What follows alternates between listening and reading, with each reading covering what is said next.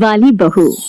प्रज्ञा को रील्स बनाने का बड़ा ही क्रेज है और वो दिन भर रील्स बनाती रहती है। खाते पीते घूमते फिरते घर में कॉलेज में रील्स बनाने के कारण प्रज्ञा पूरे कॉलेज में हाईलाइटेड है। जहां उसके रील्स सभी को पसंद आते हैं, वहीं मनीषा चिंता में डूबी रहती है। एक रोज जब खाते हुए प्रज्ञा रील्स बना रही होती है, तब मनीषा कहती है, 1 मिनट भी चैन नहीं है इस लड़की को। ये नहीं कि खाना तो आराम से खा ले, लेकिन नहीं, अरे थोड़ी देर रील्स नहीं बनाओगी तो आसमान नहीं टूट पड़ेगा। अरे मम्मी, इसी को तो कहते हैं डिटर्मिनेशन। तुम नहीं समझोगी ये सब। भगवान, इस लड़की को सद्बुद्धि दे। जब देखो तब टेढ़ा बाका मुंह बनाती रहती है। मनीषा की बात का प्रज्ञा पर जरा भी असर नहीं होता और वो खाते खाते रील्स बनाती रहती है। दिन बीतने लगते हैं और देखते देखते प्रज्ञा का कॉलेज भी खत्म हो जाता है। आए दिन कोई ना कोई मनीषा को प्रज्ञा की शादी करवाने का सुझाव दे जाता है। सब ठीक ही कहते हैं, प्रज्ञा की शादी कर देनी चाहिए। अपने घर के काम काज में व्यस्त हो जाएगी तो खुद ही ये रील्स और नाच गाना बंद हो जाएगा। मनीषा और प्रेम प्रज्ञा के लिए एक अच्छा लड़का ढूंढने लगते हैं और तभी विकी का रिश्ता प्रज्ञा के लिए आता है, जिसने प्रज्ञा को उसकी रील्स देखकर पसंद कर लिया था। अगले दिन विकी अपने माता पिता के साथ प्रज्ञा के घर पहुंच जाता है और प्रज्ञा साड़ी पहने हाथों में चाय की ट्रे लिए उनके सामने आती है। जब विकी को पसंद है तो हमें भी बहू पसंद है। बहन जी, आप बारात की तैयारी कीजिए। एक बार लड़का लड़की अकेले में बात कर ले तो अच्छा रहेगा। हाँ हाँ, क्यों नहीं। मनीषा विकी को प्रज्ञा के कमरे में भेजती है, जहां प्रज्ञा पहले से ही रील्स बना रही होती है। तभी विकी कहता है, आ गए आपके साजन जी। हमारे साथ ये रील्स कंप्लीट करती तो और भी अच्छा रहता। अच्छा जी, अब आ ही गए हैं तो बना ही लेती हूँ आपके साथ। दोनों मिलकर रील्स बनाते हैं।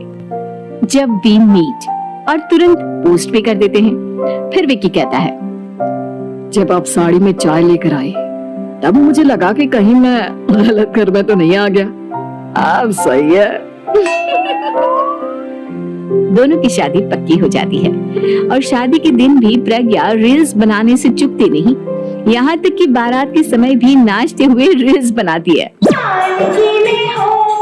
सभी लोग प्रज्ञा की तारीफ के पुल बांध देते हैं और प्रज्ञा नाचती गाती अपने ससुराल चली जाती है। सब कुछ अच्छा चल रहा होता है। प्रज्ञा यहाँ भी दिन भर हर चीज की रील्स बनाती रहती है।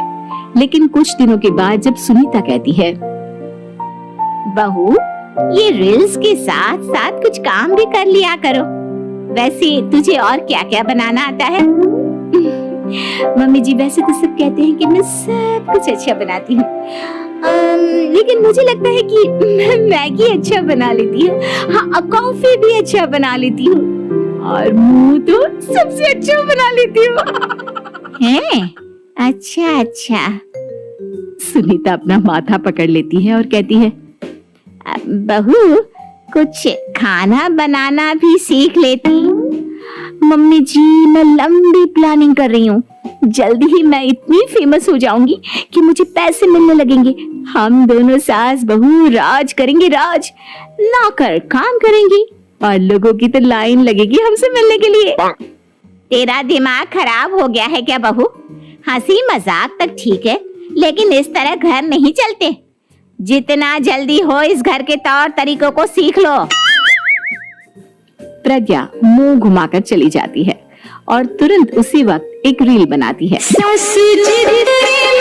ये देख सुनीता का गुस्सा 7वें आसमान पर चला जाता है और विकी के घर आती ही सुनीता उसे सब कुछ बताती है।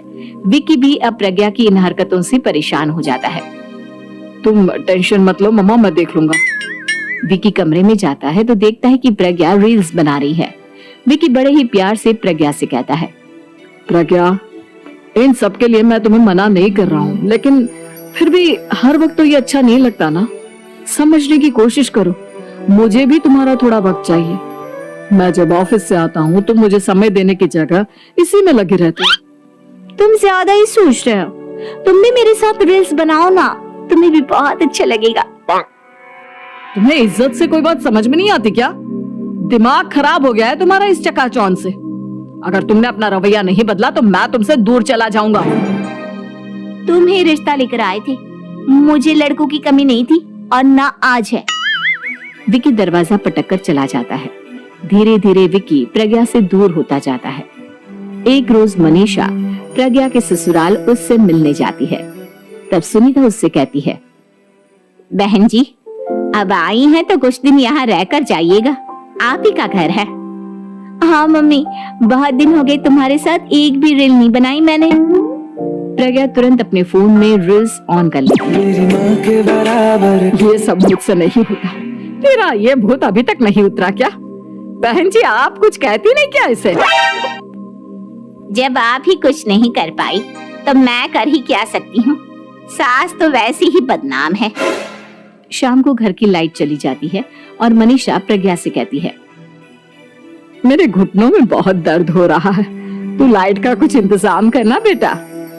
अच्छा कैंडल जला देती हूँ मम्मा। प्रज्ञा गाते हुए कैंडल जलाती है और खिड़की के पर्दे के पास रख देती है। मनीषा जिसे बहुत दर्द हो रहा है वो सो जाती है और प्रज्ञा हमेशा की तरह अपनी रील्स में लग जाती है। उधर कैंडल की वजह से पर्दा आग पकड़ लेता है और मनीषा के कमरे में आग लग जाती है। बचाओ, कोई है, बचाओ। सभी भागते हैं और विकी कमरे की आग बुझाने में लग जाता है, लेकिन तब तक मनीषा आधी जल चुकी थी। मनीषा की हालत देख प्रज्ञा रोने लगती है। विकी मनीषा को तुरंत हॉस्पिटल ले जाता है और उसे एडमिट कराता है। विकी प्रज्ञा से कहता है, देख लिया ना, तुम्हारे इस नाच गाने की वजह से आज तुम्हारी माँ की जान जाते जाते रह गई। अब पता नहीं तुम और क्या चाहती हो। उधर डॉक्टर कहते हैं, इनकी हालत बहुत नाजुक है, आधे से ज्यादा जल चुकी है। प्रज्ञा रोती हुई मंदिर में जाती है और भगवान के आगे जाकर कहती है, भगवान मेरी माँ को ठीक कर दो, मैं कसम खाती हूँ हाथ से ये रील्स बनाना छोड़ दूंगी, बस मुझे मेरी माँ वापस मिल जाए। 2 दिन बीत जाते हैं और मनीषा खतरे से बाहर आ जाती है। पेशेंट अब ठीक है, आप लोग उनसे मिल सकते हैं। सबको मनीषा से मिलता है और प्रज्ञा सबके सामने अपना फोन तोड़ देती है। मुझे माफ कर दो मम्मा, मैंने तुम लोगों की बातों को नजरअंदाज किया। बेटा कोई भी चीज जरूरत से ज्यादा खराब है। मैंने तुम्हें रील्स बनाने से कभी मना नहीं किया, लेकिन हर वक्त एक ही चीज तो सही नहीं है। मैं समझ गई हूँ मम्मा, आई एम सॉरी। प्रज्ञा उस दिन से रील्स बनाना छोड़ देती है और पूरी तरह से अपने